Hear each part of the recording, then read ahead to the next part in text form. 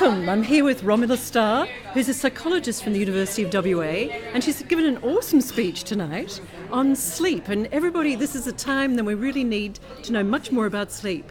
And Romola, just tell us a few tips on how to have better sleep and how important is it to us? Oh God, I could go on for hours, Maggie. So sleep is really important for well-being. If you think about it, we talk about diet, we talk about exercise, but sleep is the third pillar of that. And in fact, if we don't sleep, we will overeat and our diets won't work, and we will exercise, but we won't get fit. So it's really important for that. And Romy, how much sleep should people have per night? Well, it depends on how old you are. So if you're an adult, you probably need somewhere between 7 and 9 hours sleep a night. If you're a child, you need a lot more than that. In fact, what we don't tend to realize is that adolescents need somewhere between 9 and 11 hours of sleep a night, and many of our adolescents are underslept. They don't have enough, and they get up too early to go to school, and it's really bad for them, and it's bad for their learning at school too. And Romy, how about people that are exercising at night?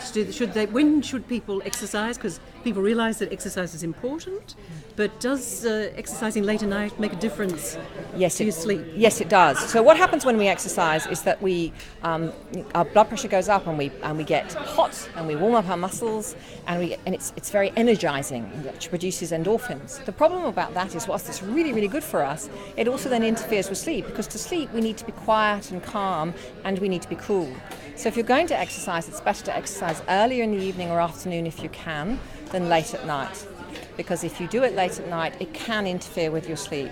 And then you're kind of undoing all the good effects of that exercise. And you're kind of going, well, why aren't I losing weight and why aren't I getting fit? I'm doing all this exercise. Well, it's because you're doing it at the wrong time of day. And Romola, how about people that are watching iPads, etc.? So what time of night should people turn off their iPads? When it gets dark. Basically, an iPad is giving out blue light. And that's the same blue light that's coming from the sun. And the sun is a really strong signal to our brain that we need to be awake. So the iPad is like a false sun. And so what it's doing is it's saying to your brain, it's time to be awake, when actually it's time to be asleep.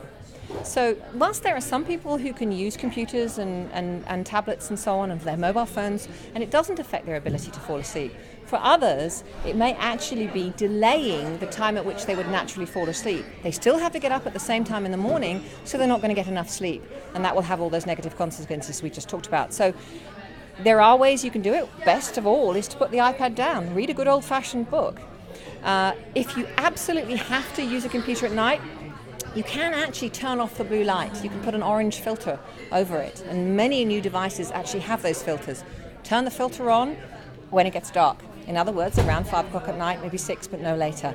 And stop that signal coming in, streaming into your eyes. Think how close the mobile phone is to your brain, streaming into your eyes and telling your brain that false signal you need to be awake, when actually you need to be calming down and going to sleep.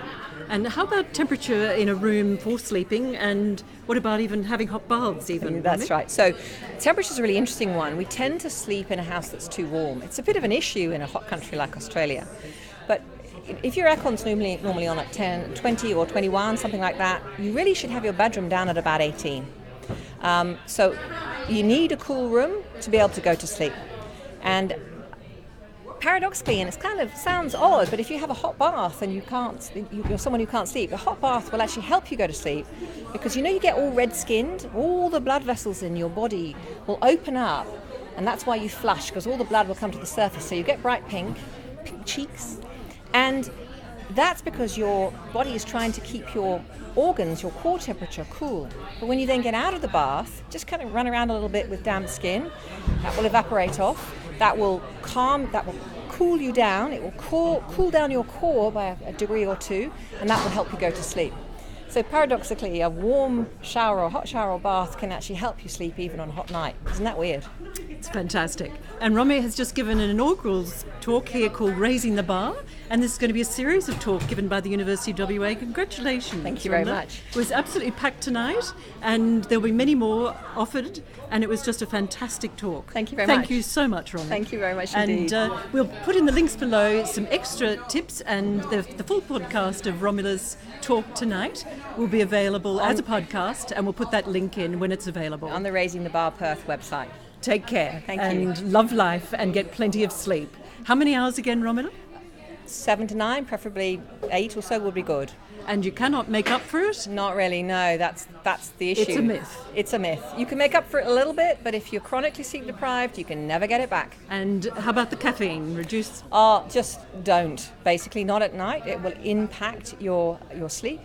And it basically messes with the signals in your body that tell you it's time to go to sleep. How long does caffeine last in your system, Romola? So if you think about a cup of coffee, and let's imagine it's got a certain amount of caffeine in it, it'll take your body 5 to 7 hours to reduce that by half. So 10 to 14 hours to get rid of it completely. Some people are faster than others, depending on their liver enzymes, but it will be staying in your body for 10 to 14 hours. Just one cup of coffee. Some awesome tips there, Romola. Thank you so much. So we've got all of that wonderful information, and the full podcast will be available. A wonderful initiative by the University of WA. Thank you so much, Romola. Thank you very much, Maggie. Take care. Bye.